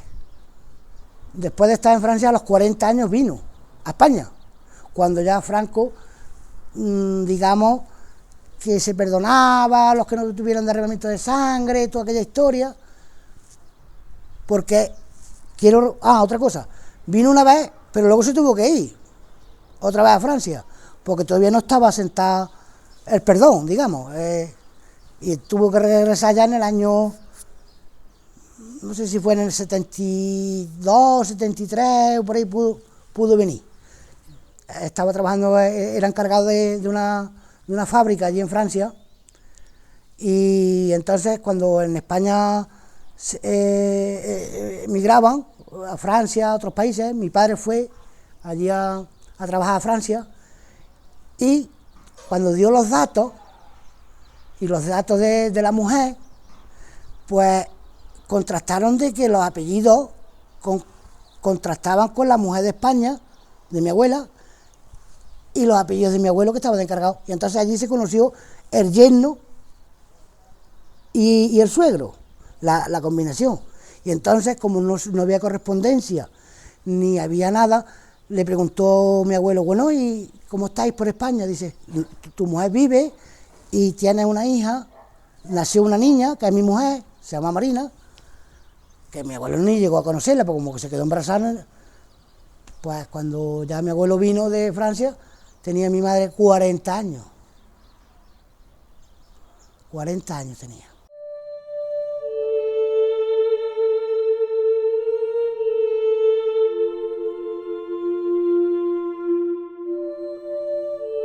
Finalmente, más trágica es la historia de los desaparecidos, de los que también hay algunos casos para la Carlota. Se trata principalmente de combatientes republicanos que murieron en los frentes y de los que nada más se ha sabido. Hoy debería ser una obligación del actual Estado democrático español averiguar su paradero o al menos en qué lugar de la geografía española fallecieron o pueden estar sepultados.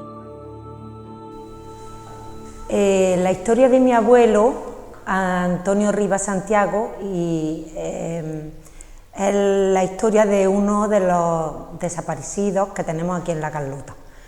Mis abuelos paternos se llamaban Antonio Rivas Santiago y mi abuela Rosario Moreno Romero.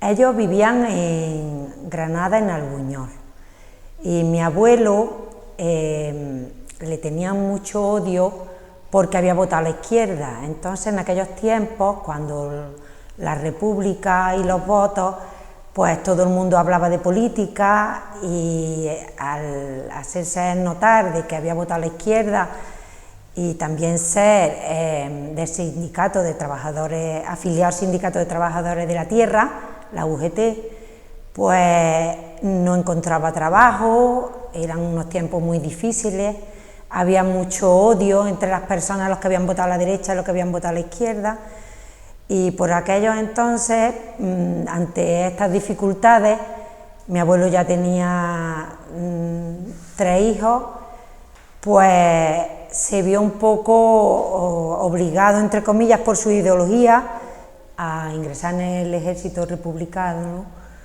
por su idea y porque se encontraba perseguido, no encontraba trabajo y las dificultades que había. Mi abuela se encontró sola con 4 niños, trabajando para darle de comer a sus hijos.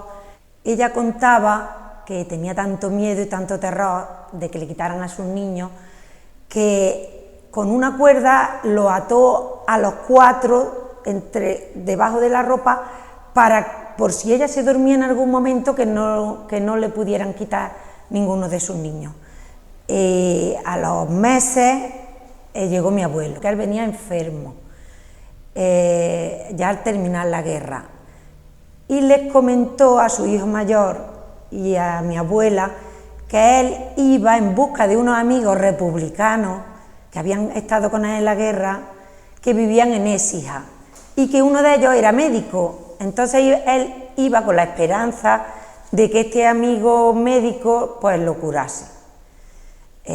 Ya no supimos nada más de mi abuelo, hasta al poco tiempo localizaron la Guardia Civil a mi abuela y le dijeron que se habían encontrado a mi abuelo muerto a la entrada de Écija, debajo de un árbol.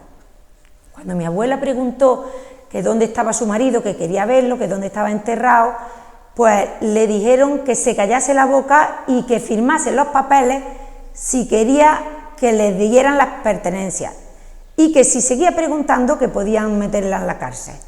Entonces mi abuela firmó para que le dieran una manta vieja, un reloj y el salvoconducto, que es lo que mi abuelo, las pertenencias que mi abuelo llevaba en aquel momento. No nos creemos que muriera de muerte natural. Yo personalmente creo que fue víctima de la represión que había en Écija por aquellos tiempos, y más sabiendo que mi abuelo había estado en el ejército republicano. Yo creo que lo asesinaron, por eso es mi interés de recuperar los restos, para saber realmente qué es lo que pasó.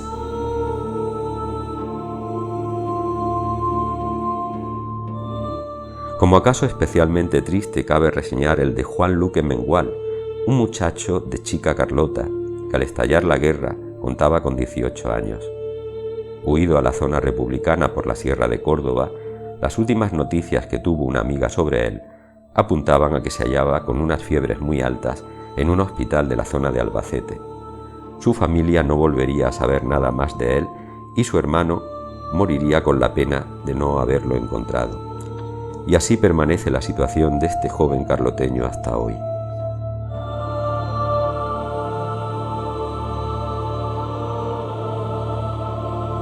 La falta de noticias y el olvido que se arrojó sobre ellos han hecho que sus familiares vivan durante todas estas décadas con el peso de no tener noticias acerca de sus seres queridos, que se diluyeron en la vorágine de la guerra como se diluye una gota de agua en un inmenso océano.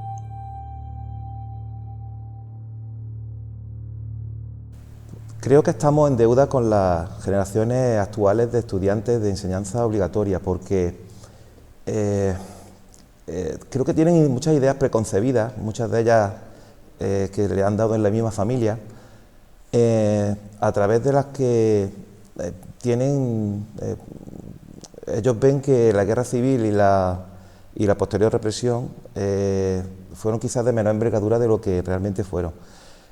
Por ejemplo, en primaria, el tema de la guerra civil y la represión se estudia a final de curso, en sexto nada más, y dentro de los acontecimientos históricos del siglo XX, de forma que pasa casi desapercibido y además se le da cierta naturalidad a que fue como un gobierno que hubo después de Alfonso XIII y antes de la transición democrática y poco más, además de una manera muy somera y generalista. Y yo creo que la deuda que tenemos con ellos es que conozcan y sepan realmente lo que pasó y sobre todo con vista a cerrar viejas heridas, no a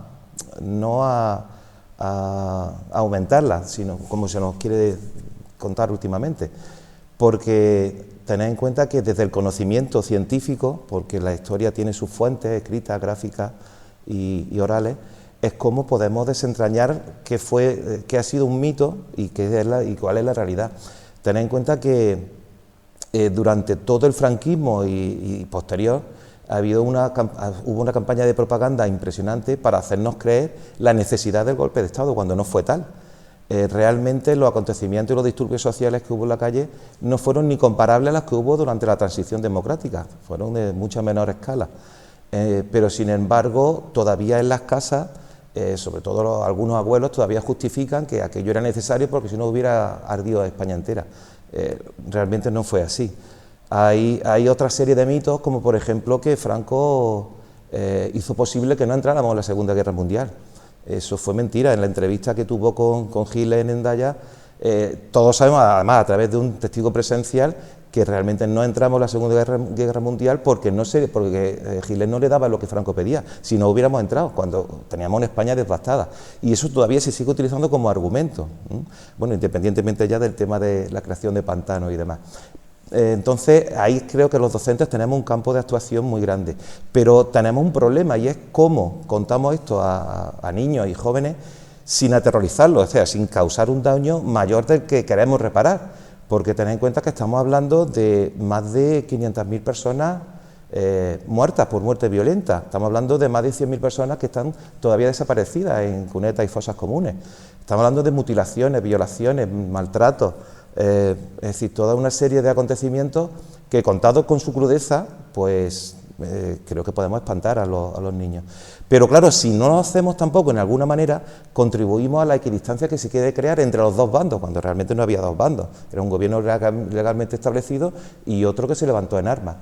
Entonces yo creo que por eso los docentes tenemos que trabajar con las generaciones jóvenes y sobre todo pensad que esto no es una cuestión opinable, no es una cuestión de criterio, no es una cuestión parcial. Es algo científicamente demostrado y los hechos están ahí, y lo mismo que otros países han pegado carpetazo a su antigua dictadura señalando al culpable y de forma unánime, pues eso es lo que deberíamos hacer nosotros, independientemente luego de que uno sea de izquierda, de derecha, de lo que sea.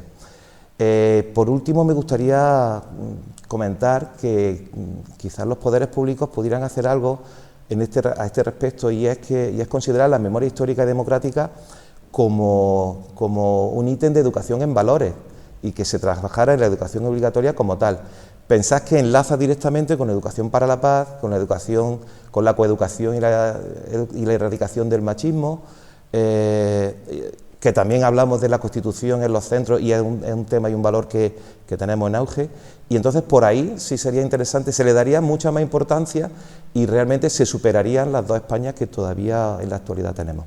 Que esto se está haciendo, mi opinión, de venir, contarlo, para que en un futuro, pues que nunca vuelva a ocurrir, que tengamos la posibilidad de no llegar a este extremo, de que siempre haya una balanza entre una idea y otra y nunca lleguemos a extremos graves.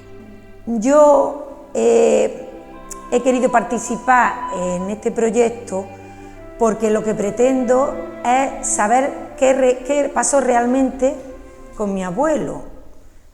Quiero saber dónde está enterrado, quiero recuperar sus restos y quiero devolverle la dignidad a mi abuelo. Y me gustaría a todas esas personas desaparecidas, no para remover odio ni para remover malestar a nadie, simplemente para devolver la dignidad, para que no vuelva a suceder todos estos odios y para que entre personas de ideologías distintas sepamos respetarnos. Simplemente comentar, no se guarda rencor, no hay rencor, el rencor no sirve para nada, el generar odio no sirve para nada. La vida ha continuado, han pasado 83 años del levantamiento fascista, de la muerte de mi abuelo, de sus hermanos, y lo único que queremos es eso, poder saber dónde están, intentar darle una sepultura digna y que las autoridades, el Ayuntamiento de La Carlota, la Diputación de Córdoba, la Junta de Andalucía, pongan los recursos adecuados para que las familias como la mía podamos llevarnos los restos de nuestros familiares a enterrarlos dignamente, darle una sepultura digna, simplemente. Porque lo que no puede ser que porque tú pienses de una manera y otra persona piense de otra, lleguemos a esta guerra. Mi abuelo no quería ir a la guerra, ni mi abuelo pretendía hacerle daño a nadie, mi abuelo se vio obligado. Porque ya sabes como la historia lo cuenta, las penalidades que se pasó, la guerra, la posguerra, las necesidades, la malnutrición, el caos del país, que estas cosas al fin y al cabo no conducen a nada más que a lo que es la destrucción. en un país civilizado no podemos llegar a esto nunca jamás. Y que, hombre, afortunadamente, creo que gracias a nuestra democracia vamos a llegar al perdón. Es muy importante. Yo tengo amigos que son ahora contrarios de mi abuelo y su abuelo. Aquello pasó, pero ahora tenemos que buscar el perdón, la confrontación, la unión. Después de 84 años lo único que queremos es poder honrar a nuestros muertos, poder llorarles en un sitio donde sepamos que están. Es simplemente eso. Es importante estudiar y enseñar la etapa de la Segunda República, la Guerra Civil, el franquismo y la transición a la democracia. Porque si algo nos enseña el estudio de estas etapas es que el bienestar y los derechos de que gozamos actualmente no cayeron del cielo, no nos fueron regalados, sino que costó mucha sangre y mucho esfuerzo conseguirlo, llegar hasta ellos. Evidentemente el estudio de todas las etapas de la historia es importante, pero más que nunca porque nos enseña precisamente lo que acabo de decir, ¿no? Que tenemos una serie de derechos y libertades que debemos defender a toda costa y rebuscando en el pasado pues vemos lo que costó conseguirlo. Así pues también tenemos la libertad de poder elegir lo que nos conviene y lo que no nos conviene, conociendo el pasado. Como decía uno de los mayores estudiosos de estas etapas que hemos tenido en España, el profesor Manuel Tuñón de Lara, el estudio de la historia es vital para una colectividad que quiera ser libre de su destino. Es decir, no estar atada al destino, sino que ella misma sea libre para ir construyendo ese destino, y eso solo se puede conseguir con el estudio y la enseñanza y la divulgación de la historia.